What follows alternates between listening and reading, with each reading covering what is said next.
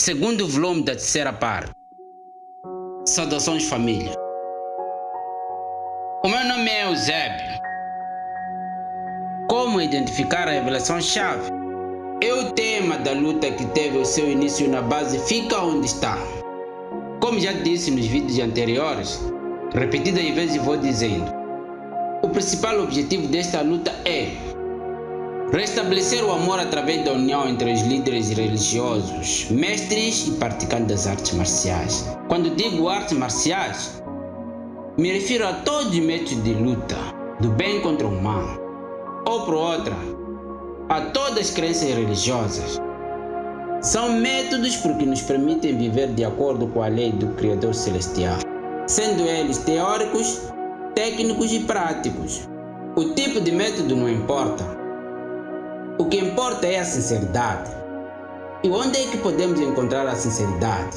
No seu verdadeiro sentido, a sinceridade é definida como a expressão externa de sentimentos e pensamentos, alinhados à realidade vivida dentro da pessoa. Isso quer dizer, a sinceridade é o amor próprio. E o amor próprio também se assemelha à luz que brilha na vida de uma pessoa. Em outras palavras, o amor próprio significa integridade. Por isso, o mestre Confúcio diz: se quer prever o futuro, estuda o passado. E o mestre Bruce Lee diz: a arte marcial é a arte da expressão corporal na forma de luta. Então, com isso, o mestre diz: não podemos nos preocupar com o movimento, porque o excesso do controle pelo movimento impossibilita o domínio total do mesmo. A ausência do domínio resulta em raiva, e o mestre incentiva-nos a buscar o autocontrole, que é a origem do conteúdo emocional, que é o verdadeiro instinto natural. Instinto natural, em outras palavras, também significa ser conduzido pelo Espírito Santo. E ser conduzido pelo Espírito Santo, em outras palavras, também significa bons resultados das ações do passado. É importante controlarmos as ações do presente, para que o futuro não seja uma arma destruidora. Porque se não controlarmos as ações do presente, podemos acordar enquanto estamos a cumprir as tarefas dos fariseus do passado. Por isso o mestre Bruce Lee disse: a arte marcial significa expressar-se honestamente e sem mentir para nós mesmos, evitando os sentimentos de raiva, ódio, orgulho e até mesmo cobardia. Por isso, a revelação-chave podemos identificar através do conjunto de várias armas. Quando digo várias armas, quero também dizer métodos que nos permitem praticar o bem. Por isso, o mestre Bruce Lee diz: devemos estar unidos com o soco. E o soco é uma arma que podemos usar para a libertação do espírito. No seu verdadeiro sentido, o soco é a palavra de Deus, que pode ser usada de forma prática. Qual é a melhor forma para praticarmos o bem? Uma das melhores armas para destruirmos o mal e conquistarmos a amizade do Criador Celestial é identificar minha revelação-chave. E um dos métodos para identificar minha revelação-chave é não mentirmos para as pessoas através das escrituras sagradas, de todas as crenças. Quais são os sinais que podem nos permitir identificar a revelação da falsidade? Um dos sinais é quando um líder de uma crença religiosa começa a afirmar sem provas: e ontem conversei com Deus, ou um anjo. Isso significa a ausência do Espírito Santo na vida dessa pessoa. Segundo sinal é quando o líder começa a falar na frente dos fiéis que o líder Y ou X é falso. Isso também significa a revelação da falsidade e a ausência do Espírito Santo na vida dessa pessoa. Porque o Espírito Santo caracteriza-se em obras, sentimentos profundos de amor e compaixão. Por isso, para identificar minha revelação-chave, é importante ter virtude, porque a virtude nos permite agir de acordo com a totalidade de nossos sentimentos, crenças, pensamentos e desejos. Neste contexto, concluímos que a revelação-chave é contato direto com o Criador Celestial. Como identificar a revelação-chave? Para os líderes religiosos identificarem a revelação-chave, é importante que os líderes religiosos sejam sinceros, porque a sinceridade e a honestidade pode fazer com que os líderes religiosos tenham análise de vários assuntos de ponto de vista correto, sem ir a favor ou contra. A Bíblia diz em Provérbios capítulo 16, versículo 13: os lábios justos fazem a felicidade do rei, e ele ama as pessoas que falam a verdade. O profeta Maomé disse: a verdadeira riqueza de um homem é o bem que ele faz neste mundo. O mestre Confúcio disse: a melhor maneira de ser feliz é contribuir para a felicidade dos outros. E uma das frases também ele diz: saber o que é correto e não fazer é falta de coragem. Os líderes devem acordar. Os líderes devem deixar de ser fracos, arrogantes, cobardes. A responsabilidade dos líderes é maior.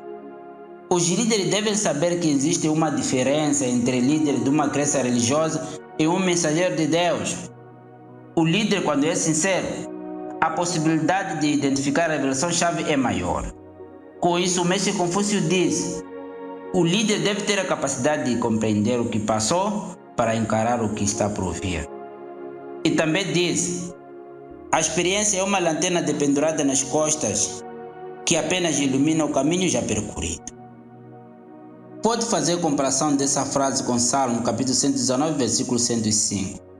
Lembrar que só podemos obter a experiência através dos mais experientes. E é importante buscarmos a experiência porque é a obrigação dos líderes religiosos. E o profeta Maomé diz: de Deus nada se oculta, tanto na terra como nos céus. Isso significa que Deus sempre irá nos revelar a verdade, porque Ele nos ama. Porque os líderes devem deixar de ser falsos e mentirosos, deixar de buscar as mentiras como forma de manipular as pessoas e controlar as coisas a seu favor. Por exemplo, líderes africanos. Qual é o problema de discutir com alguém que também é africano, que se apresenta na sociedade como um profeta de Deus? Vamos voltar um pouco. A Bíblia diz em Provérbios capítulo 22, versículo 8: quem semeia injustiça colherá desgraça. E Salmo 107, versículo 35 diz: Deus converte o deserto em lago e a terra seca em fontes. Por isso que o mestre Bruce Lee disse: um homem sábio pode aprender mais com uma pergunta tola do que um tolo com uma resposta sábia. Isso significa que os líderes religiosos podem identificar a revelação-chave com as pessoas que menos esperam, porque Deus usa essas pessoas para trazer a verdade. Logo concluímos que, para podermos identificar a revelação-chave, precisamos da sabedoria. E a sabedoria vem do Criador Celestial. Um dos grandes homens sábios e matemáticos, Pitágoras, numa das frases ele disse: a inveja foi, é e será a destruição de muitos. Isso significa que, no passado, muitos foram destruídos por causa da inveja. E neste tempo que vivemos, muitos estão sendo destruídos por causa da inveja. E no futuro, muitos serão destruídos também por causa da inveja. De acordo com a escritura sagrada do cristianismo, a inveja fez o anjo mais próximo de Deus rebelar-se contra Deus. E por causa dessa rebelião, ele foi expulso do céu. Na tentativa de querer ser como Deus, enganou a Eva. A Bíblia diz em Apocalipse capítulo 12, versículo 9: assim foi lançado para baixo o grande dragão, a serpente original, o chamado diabo, o Satanás, que está enganando toda a terra habitada. Ele foi lançado para baixo, para a terra. Os seus anjos foram lançados com ele. A origem do pecado da humanidade, de acordo com a Bíblia. Se você, líder religioso, continuar a falar que foi Adão e Eva que pecaram, estará enganando as pessoas. Ainda no cristianismo, alguns homens tentaram matar Enoque por falar a verdade. Tudo isso por causa da inveja. Porque pensaram os líderes que, quando ouvir Enoque, poderia ter fama ou ser como um líder. Deus, por amor a Enoque, levou-o mais cedo. Por causa da inveja, muitos foram destruídos no dilúvio, no tempo de Noé. Noé passou a informação que havia sido dado com Deus, mas ninguém quis ouvir, porque pensaram, os líderes, dar ouvido a Noé seria um líder de renome. De acordo com a Bíblia, Jesus Cristo curou doentes, deu visão aos cegos, ressuscitou os mortos, provou que realmente era um mensageiro de Deus, caminho para a vida eterna. Mas ele foi morto, crucificado, por falsas acusações de blasfemar contra o Criador Celestial. Uma horrível acusação. Os líderes religiosos fizeram isso. Os líderes políticos realizaram o desejo dos líderes religiosos.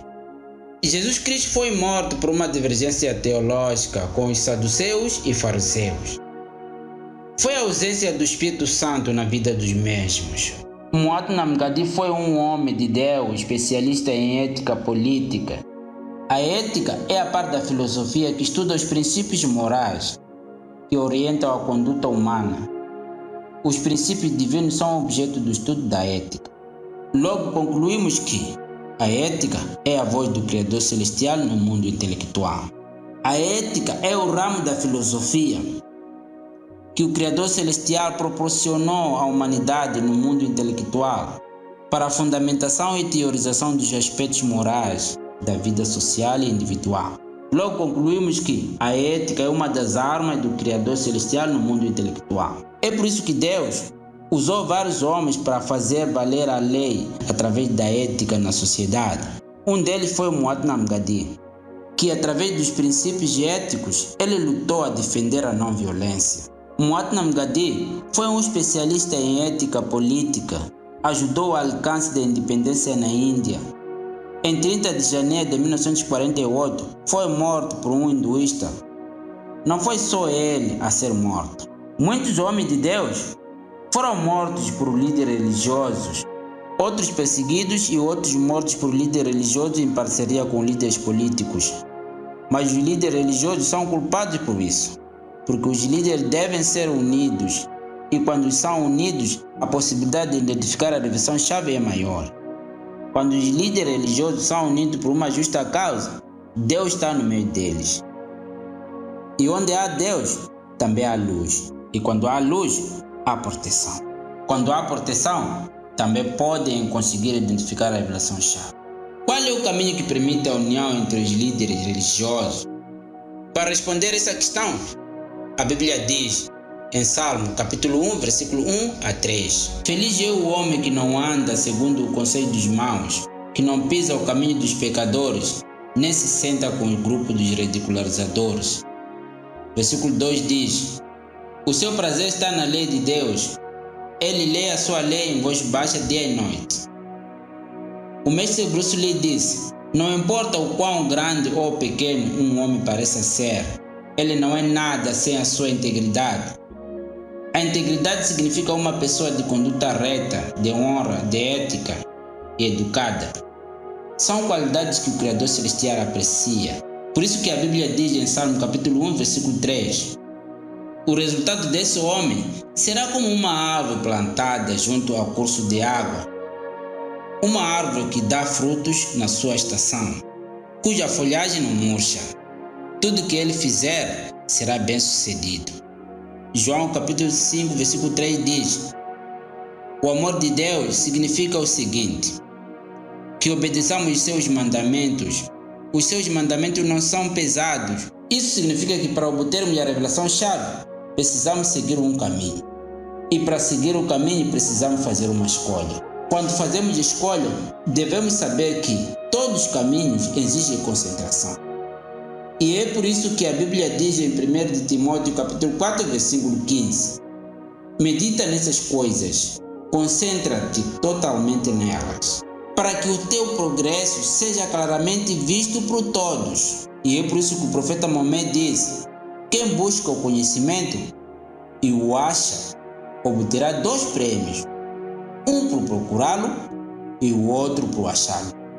Se não o encontram, ainda restará o primeiro prêmio. Isso significa que nenhum trabalho é em vão. Por isso devemos nos concentrar e meditar, como diz a Bíblia. em 1 de Timóteo capítulo 4, versículo 15. A concentração é a capacidade de se manter num único ponto ou assunto, com disciplina e sem desviar. Por isso que o mestre Bruce Lee disse: se você ama a vida, não perca o tempo, pois a vida é feita dele. Isso significa que não existe tempo para nos misturar com pessoas más e tornar a nossa vida ruim, nem tempo para nos misturar com pessoas boas e tornar a nossa vida cheia de amor e bênção numa só vida. Isto é, o tempo é único e cada um deve fazer uma escolha. E é por isso que a Bíblia diz em Salmo capítulo 1, versículo 1: feliz é o homem que não anda segundo o conselho dos maus, que não pisa o caminho dos pecadores, nem se senta com o grupo dos ridicularizadores. Ainda no cristianismo, em 2 de Pedro capítulo 1, versículo 21 diz: a profecia nunca foi produzida pela vontade dos homens, mas os homens falaram da parte de Deus, conforme eram comovidos pelo Espírito Santo. Por isso que os líderes devem ser unidos, porque há um caminho para identificar a revelação-chave.